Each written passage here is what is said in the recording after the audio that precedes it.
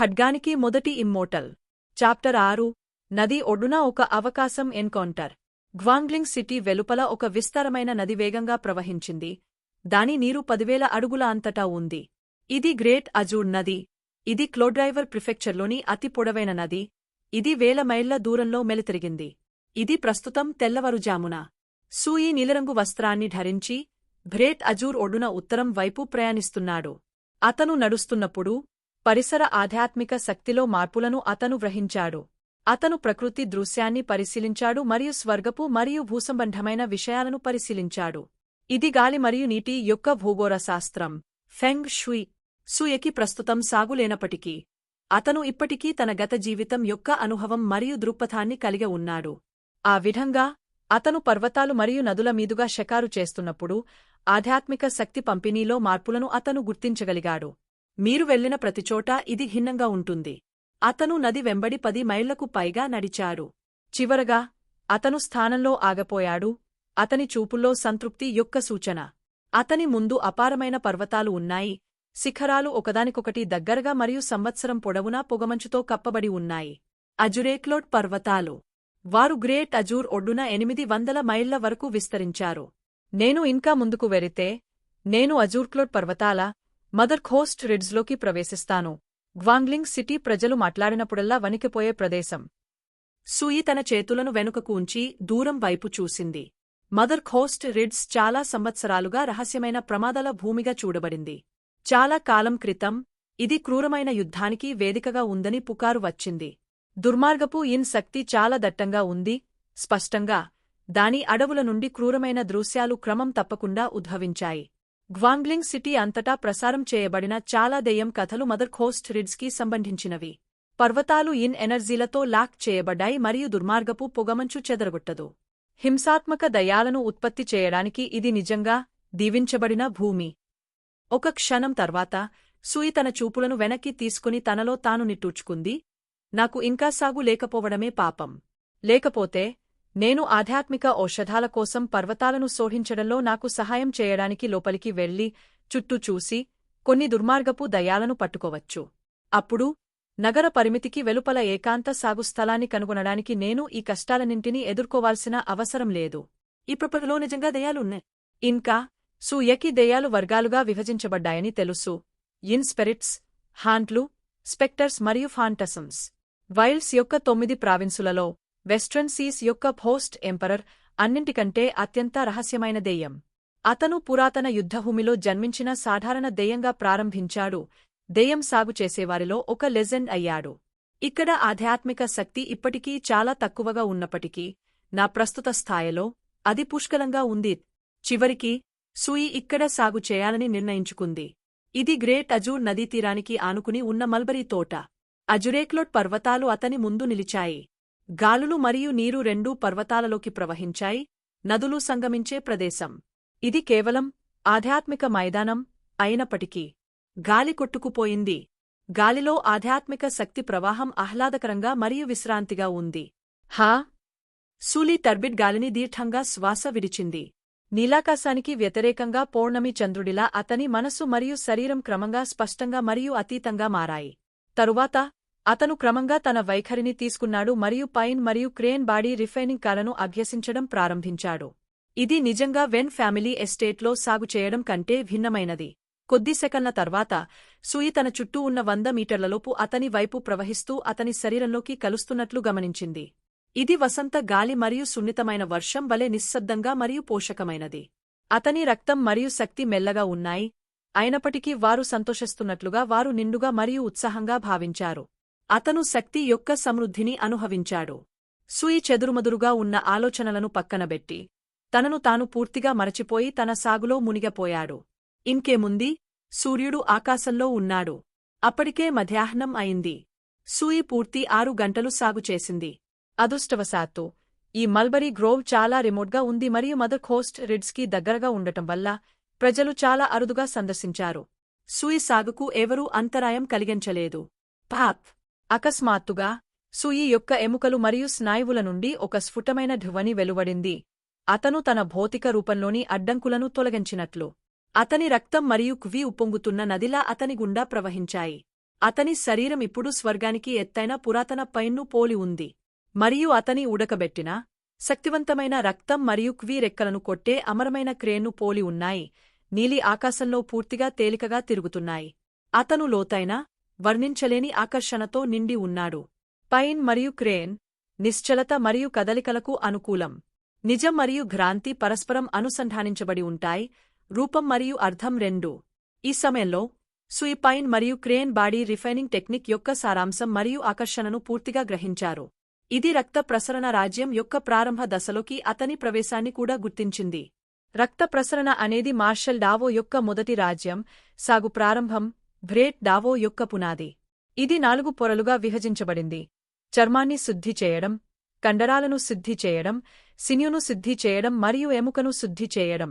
ఇప్పుడు సర్వం కోల్పోయిన 1 సంవత్సరం తర్వాత సూయకి మరోసారి సాగు వచ్చింది. గనగనమని ధ్వని చేయు. సూయి యొక్క స్పృహ సముద్రంలో సుపరిచితమైన కత్తి హం ప్రతిధ్వనించింది, ఆనందం మరియు ఉత్సాహాన్ని వెల్లడిస్తుంది. 9 నరకాల కత్తి. నువ్వు కూడా నాకు సంతోషంగా ఉన్నావా? సూయి వ్యక్తీకరణ సూక్ష్మంగా మారిపోయింది. అతని గత జీవితంలో అతను మొదట సాగు చేయడం ప్రారంభించిన క్షణం నుండి 9 నరకాల యొక్క కత్తి అతనితో పాటు వచ్చింది. అతను గొప్ప యుద్ధాలు చేసి దావోను వెంబడిస్తున్నప్పుడు అది అతని పక్కనే ఉంది. కాని అతని పునర్జన్మకు ముందు మరియు భయంకరమైన ప్రొఫౌండ్ యూనిటీ రియల్మ్ పెంపకంతో వైల్డ్స్ హృదయాలలో భయాందోళనలకు గురయ్యాడు. అతను 9 హెల్స్ యొక్క నిజమైన స్వభావాన్ని చూడలేకపోయాడు లేదా దాని రహస్యాలను గుర్తించలేకపోయాడు. దాని మూలం, దాని 9 ముద్రలు, దాని దివ్య సంఖ్యలు, దాని రహస్యమైన రంగులు. సూయి తన జీవితకాలంలో అతను సంపాదించిన కీర్తి మరియు అపారమైన సంపదను పక్కన పెట్టవచ్చు. అతను వదులుకోలేనిది 9 నరకాల కత్తి మాత్రమే. ఆ విధంగా అతని పునర్జన్మకు ముందు సూయి తన జీవితకాల జ్ఞాపకాలను బ్లేడ్లో ఉంచడానికి వెనుకాడలేదు మరియు అది అతనితో పాటు పునర్జన్మ పొందేలా చేసింది. అతని కత్తి అతని జీవితం. అతను దాని నుండి విడిపోలేకపోయాడు. ఇంకేముంది? సూయి తల ఊపి అతని హృదయాన్ని శాంతింపజేసి అతని మార్పులను పరిశీలించింది. నేను పండించేటప్పుడు ఆధ్యాత్మిక శక్తిని పీల్చుకోవడం నిజంగా అపారమైన తేడాను కలిగిస్తుంది. తన జ్ఞాపకాలను మళ్లీ మేల్కొన్న తర్వాత అతను వెన్ ఫ్యామిలీ ఎస్టేట్లో 3 రోజులు చేదుగా సాగుచేశాడు. కాని కలిపితే అతని 3 పూర్తి రోజుల పని అతను గ్రేట్ అజూర్ ఒడ్డున సాగు చేయడానికి గడిపిన 6 గంటలతో పోలిస్తే పాలిపోయింది. రాత్రి పగలు తేడా. నేను ఇక్కడ సాగు చేస్తే రిఫైనింగ్ స్కిన్ దశకు చేరుకోవడానికి నాకు 3 రోజులు మాత్రమే పడుతుంది. అతనికి ఈ ఆలోచన రాగానే సూయి తల ఊపింది. నేను చేయాల్సిందల్లా నా సాగు సరిహద్దును పెంచడమే. అది నా అరచేతిలో తిప్పినంత సులభం అవుతుంది. కాని నేను నా గత జీవితాన్ని మించిన దావో కోసం మళ్లీ మళ్లీ పుట్టాను. నేను వేసే ప్రతి అడుగు నా సాగు పటిష్టంగా మరియు స్థిరంగా ఉండేలా చూసుకోవాలి. నా పునాదులను పటిష్టం చేసుకోవాలి. సూయి తనను తాను హెచ్చరించింది. నేను ఏమి చేసినా నేను అసహనంగా ఉండలేను.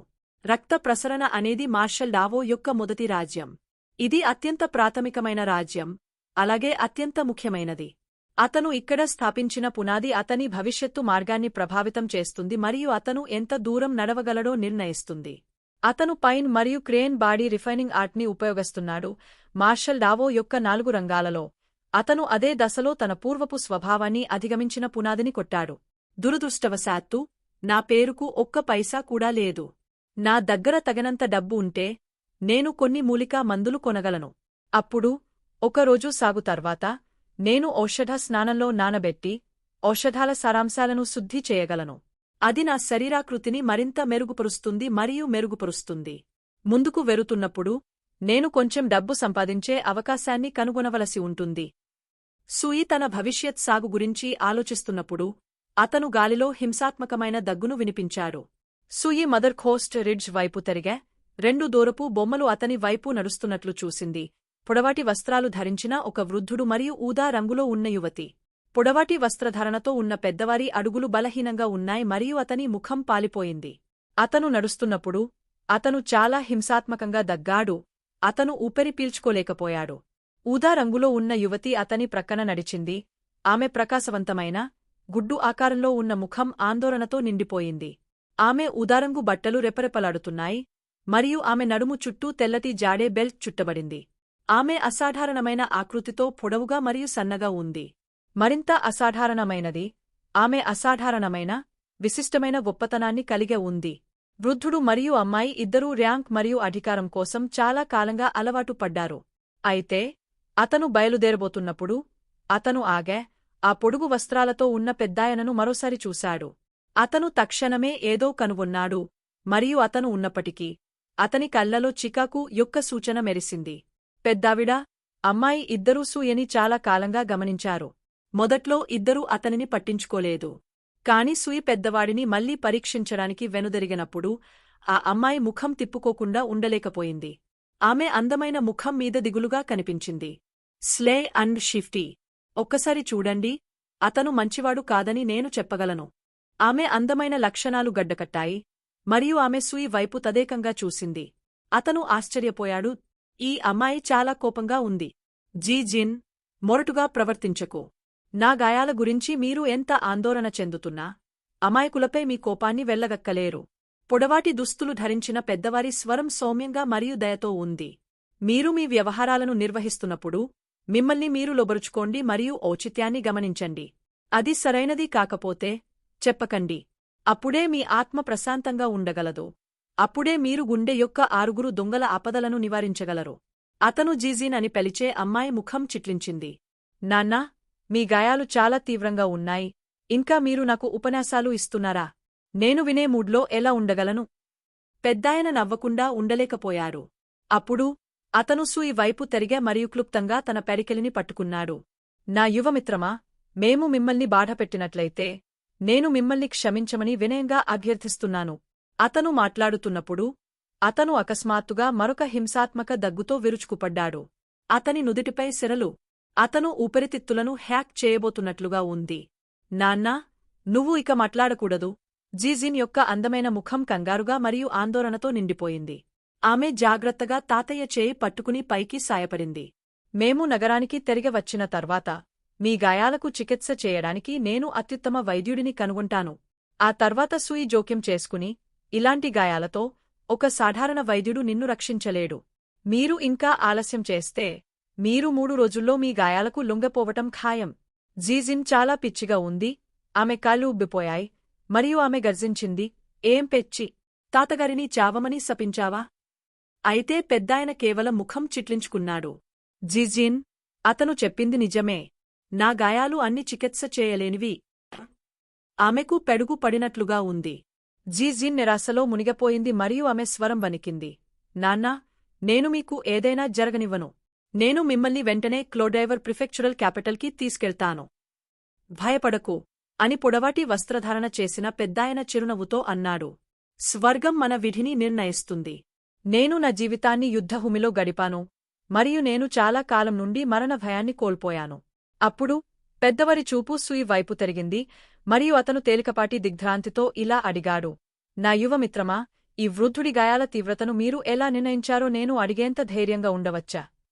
అతని గురించి సూయి యొక్క అభిప్రాయం చాలా మంచిది కాబట్టి అతను ఏదీ దాచలేదు. కనుబొమ్మల మధ్య స్కార్లెట్ ఫ్లాష్, పాలిడ్, రక్తం లేని ఛాయ. ఈన్ విషం మీ ఊపిరితిత్తులపై దాడి చేసింది.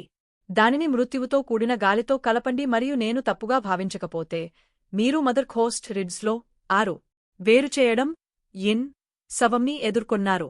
పొడవాటి బట్టలతో ఉన్న పెద్దాయన కదలారింది. మంచి కారు. జూజిన్ సహాయం చేయలేకపోయింది. ఏదో సరిగ్గా లేదు. తాత, క్లోడైవర్ ప్రిఫెక్చర్లో అజూర్క్లోడ్ పర్వతాల మదర్ ఖోస్ట్ రిడ్స్ 6 సెవెరింగ్ ఇన్ సవాలకు దారితీస్తుందని చాలా కొద్ది మందికి మాత్రమే తెలుసు అని మీరు చెప్పలేదా? ఆమె సరైనది. అందుకే ఆమె తాత చాలా ఆశ్చర్యపోయాడు. పర్వాలేదు, ఆ ఓషో సిటీ, క్లోడైవర్ ప్రిఫెక్చర్ మొత్తం ఆచరణాత్మకంగా ఈ రహస్యం ఎవరికీ తెలియదు. ఇంకా వారికంటే ముందు ఉన్న యువకులు అతని గాయాలను ఒక్కసారి పరిశీలించిన తర్వాత వారి మూలం ద్వారా చూశారు. సూయి నిర్మోహమాటంగా చెప్పింది. అది చాలా కాదు. మీరు 6 ఇన్ గ్రాస్ మరియు ఎక్స్ట్రీమ్ యాంగ్ ఫ్లవర్స్ కోయడానికి ఇక్కడికి వచ్చారని కూడా నేను ఖచ్చితంగా చెప్పగలను. జీజిన్ కళ్ళు పెద్దవి చేసి, ఆమె ఆలోచించకుండా, అది మీకు ఎలా తెలుసు అని అడిగింది. పొడవాటి వస్త్రధారణలో ఉన్న పెద్దాయన భావాలు కూడా మారిపోయాయి. అతని హృదయంలో ఆశ్చర్యపు అలలు ఎగసిపడ్డాయి. అతను యాదృచ్ఛికంగా ఎదుర్కొన్న ఒక యువకుడు కేవలం చూడటం ద్వారా అతని గాయాల స్వభావం మరియు ఈ యాత్ర యొక్క ఉద్దేశ్యం రెండింటినీ నిర్ణయించాడు. అది కొంచెం భయకరంగా ఉంది కదా? నేను దానిని ఎలా తెలుసుకోగలను? సూయి మందమైన వెక్కెరింపుతో తల ఊపింది. అమ్మాయి 6 సివరింగ్ ఇన్ సవాలను పుట్టించే సామర్థ్యం ఎక్కడైనా 6 ఇన్ గడ్డిని పెంచుతుందని మీకు తెలియదని నాకు చెప్పవద్దు. ఇది తీవ్రమైన ఇన్ మరియు విపరీతమైన చలి యొక్క ఆధ్యాత్మిక ఔషధం. మరియు వారు చెప్పేది మీకు తెలుసు. యాంగ్ లేకుండా ఇన్ ఉనికెలో లేదు మరియు ఇన్ లేకుండా యాంగ్ ఎదగదు. 6 ఇన్ గ్రాస్ ఎక్కడ పెరిగినా ఎక్స్ట్రీమ్ యాంగ్ ఫ్లవర్స్ తప్పకుండా అనుసరిస్తాయి. 9 ప్రావిన్స్ ఆఫ్ ది వైల్డ్స్లో ఈ విధమైన విషయం సాధారణ జ్ఞానం. అయినప్పటికీ జీజిన్ మాట్లాడలేనంతగా దిగ్భ్రాంతికి లోనయ్యాడని స్పష్టమైంది. పొడవాటి వస్త్రధారణలో ఉన్న పెద్దాయన యొక్క వ్యక్తీకరణ కూడా దాచలేని షాక్తో నిండిపోయింది. వారి దృష్టిలో వారి ముందు ఉన్న పొడవాటి, ధైర్యవంతులైన యువకులు అకస్మాత్తుగా అతని గురించి కొత్తగా, అస్పష్టమైన గాలిని కలిగి ఉన్నారు.